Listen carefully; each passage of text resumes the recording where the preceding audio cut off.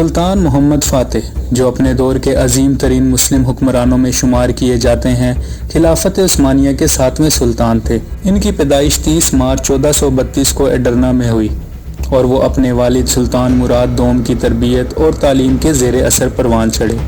ان کے عہد کا سب سے بڑا کارنامہ قسطنطنیہ کی فتح ہے، جو 1453 میں واقع ہوئی اور جس نے تاریخ کا رخ موڑ دیا۔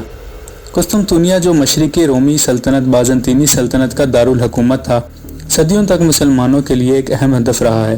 کئی حکمرانوں اور فوجی قائدین نے اس شہر کو فتح کرنے کی کوشش کی لیکن ناکام رہے۔ حضرت محمد صلی اللہ علیہ وآلہ وسلم کی ایک مشہور حدیث کے مطابق، تم ضرور قسطنطنیہ کو فتح کرو گے، اس کا امیر بہترین امیر ہوگا اور اس کی فوج بہترین فوج ہوگی۔ اس حدیث نے مسلمانوں کو قسطنطنیہ کی فتح کی ترغیب دی۔ سلطان محمد فاتح کی حکمت عملی اور ذہانت نے انہیں قسطنطنیہ کی فتح کے لیے کامیاب رہنما بنایا۔ انہوں نے جدید فوجی ٹیکنالوجی اور جنگی حکمت عملیوں کا استعمال کیا، جن میں سب سے نمایاں کردار گریٹ بامبرڈ نے ادا کیا، جو اس وقت کی سب سے بڑی توپ شاہی توپ تھی۔ قسطنطنیہ کی مستحکم دیواروں کو توڑنے کے لیے استعمال کی گئی۔ قسطنطنیہ کی فتح کے بعد سلطان محمد فاتح نے شہر کو ایک اسلامی اور ثقافتی مرکز میں تبدیل کر دیا۔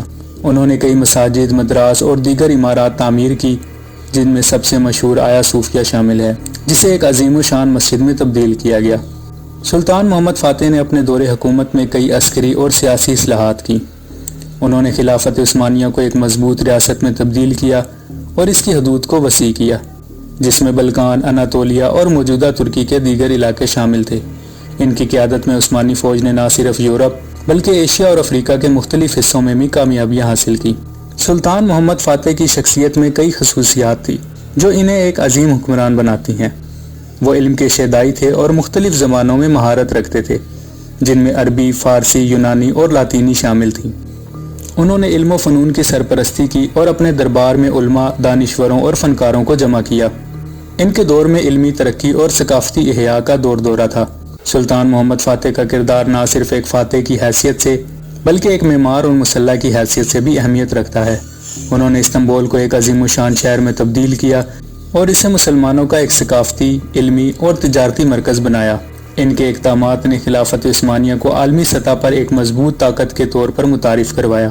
سلطان محمد فاتح کی زندگی کا مطالعہ ہمیں عزم، ایمان اور حکمت کی اہمیت کو سمجھنے میں مدد دیتا ہے۔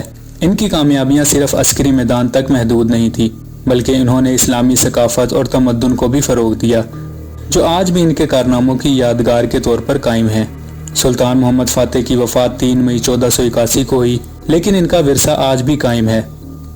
ان کی قیادت اور فتوحات نے نہ صرف خلافت عثمانیہ کو مضبوط کیا بلکہ دنیا کی تاریخ پر بھی گہرا اثر ڈالا۔ ان کی زندگی سے ملنے والا سبق یہ ہے کہ ایک سچی قیادت، جرأت مندی اور درست منصوبہ بندی کے ساتھ ناممکن کو ممکن بنایا جا سکتا ہے۔ یہ ویڈیو سلطان محمد فاتح کی زندگی، ان کی فتوحات اور ان کی حکمت عملیوں پر روشنی ڈالتی ہے اور اس بات کا جائزہ پیش کرتی ہے کہ انہوں نے تاریخ کے دھارے کو کیسے تبدیل کیا۔